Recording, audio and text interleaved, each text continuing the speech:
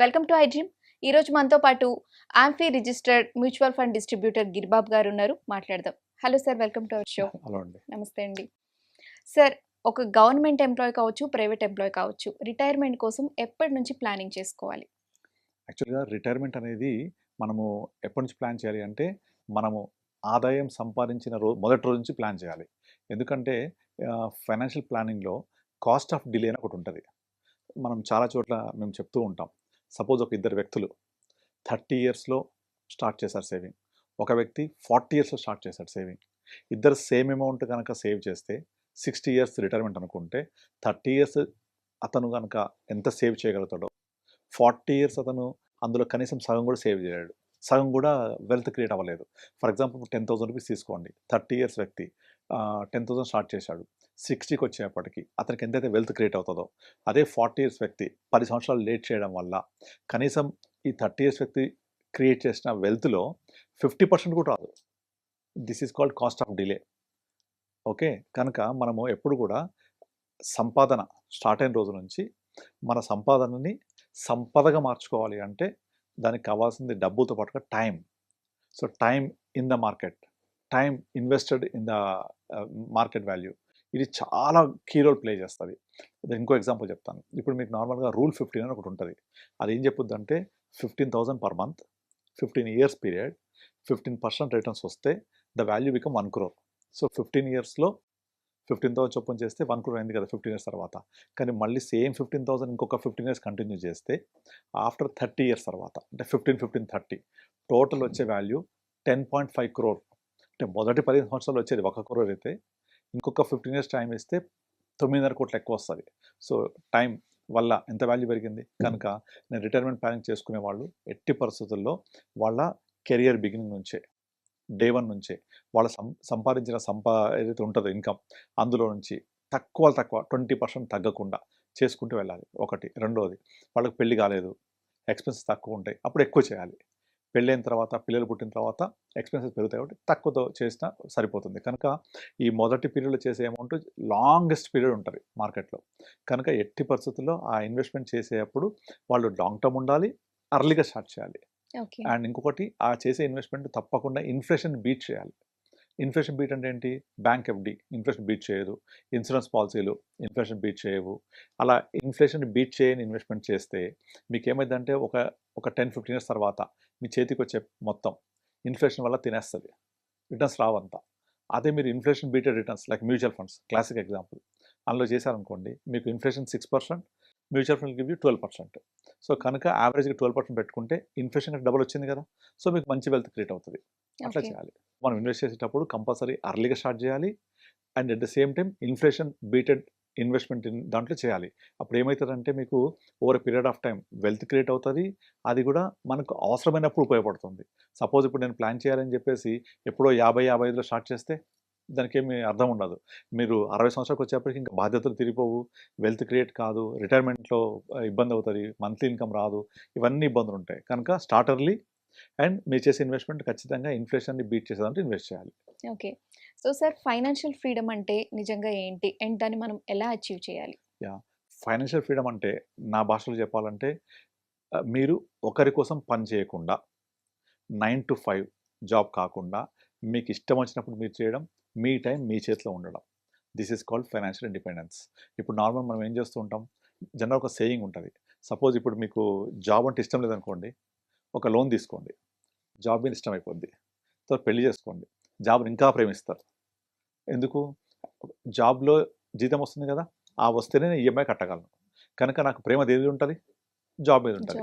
So కనుక ఆ financial independence రావాలి, ఫైనాన్షియల్ ఫ్రీడమ్ రావాలి అంటే ఇటువంటి ప్రాబ్లమ్స్ లేకుండా ఉండాలి అంటే ముందు నుంచే ప్లాన్ చేసుకోవాలి ఒకటి.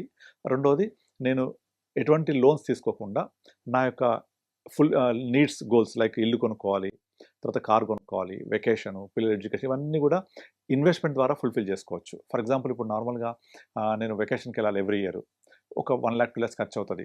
సో మీ శాలరీలోంచి వెకేషన్ కోసం కొంచెం ఫండ్ ఎక్కడ పెట్టుకోండి. ఎవ్రీ మంత్ ఒక 3,000 4,000.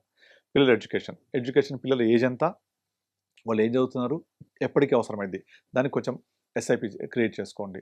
తర్వాత కార్ కొనుక్కోవాలి. నా బడ్జెట్ ఎంత 10 lakhs 12 lakhs ఒక చిన్న ఎస్ఐపి లాగా యాడ్ చేసుకోవాలి. యాడ్ చేసుకొని దీన్ని ఒక డౌన్ పేమెంట్గా వాడుకొని లోన్ని ఎక్కువ కాకుండా కొంచెం తక్కువలో మేనేజ్ చేసుకోవచ్చు. అలాగే ఇల్లు కొనుక్కునేటప్పుడు నేను ఒక 5 years తర్వాత నాకు ఇల్లు కావాలి, 6 years కావాలి అంటే డౌన్ పేమెంట్ కావాలి, రిజిస్ట్రేషన్ ఛార్జెస్ కావాలి. ఇవన్నిటికీ కనీసం ఎంత లేదన్నా కూడా 10-15 లక్షలు అవుతాయి. ఎందుకంటే మినిమం 1 crore లేకపోతే ఇల్లు రాదు. కనుక ఆ 10-15 లక్షల రూపాయలు కూడా నేను మళ్ళీ అప్పు తెచ్చి తీసుకొని చాలా ఇబ్బందులు పడతాం.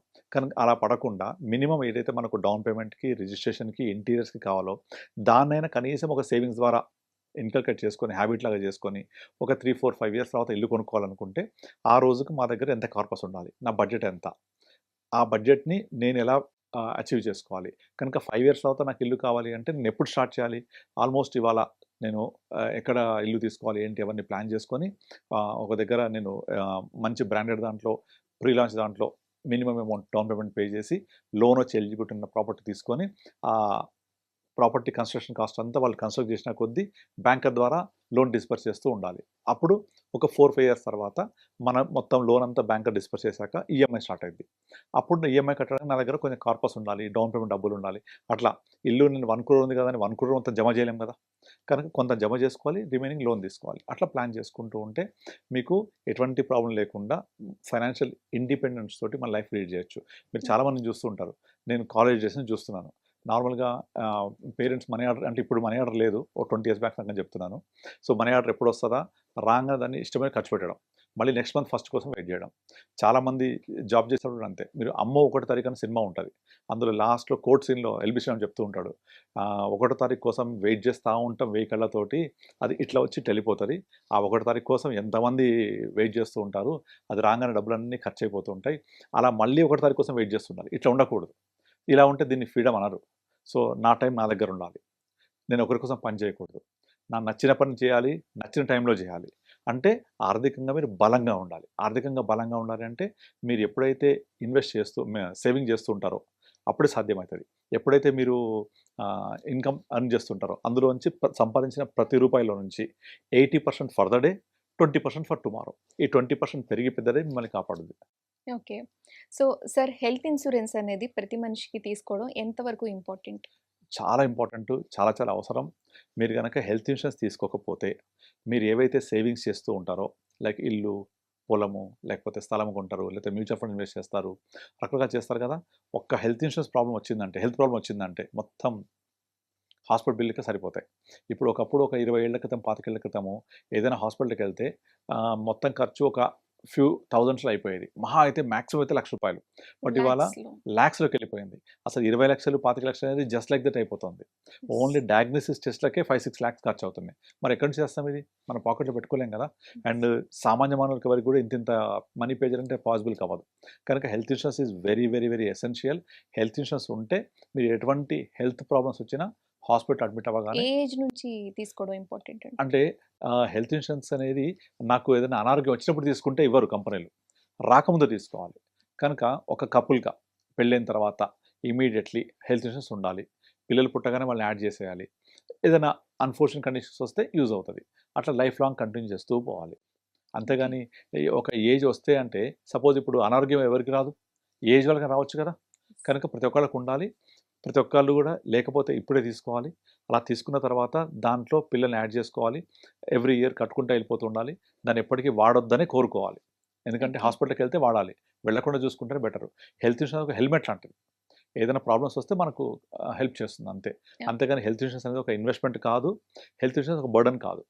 ఓకే. సో ఫైనాన్షియల్ ఫ్రీడమ్ గురించి, హెల్త్ ఇన్సూరెన్స్ గురించి క్లియర్గా క్లారిఫై చేశారు. Thank you so much. Thank you అండి. And for more videos, Please subscribe to iDream.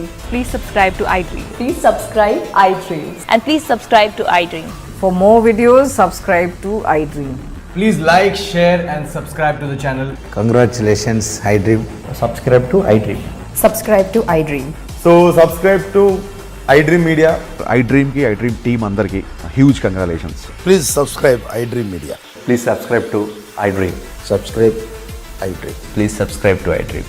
iDream అంటే నా కళల ఛానల్ను సబ్స్క్రైబ్ చేసుకున్న నోరు తిరుగుతలేదు, మీరైతే గంట గుర్తు కొట్టండి. For more such videos, please subscribe to iDream.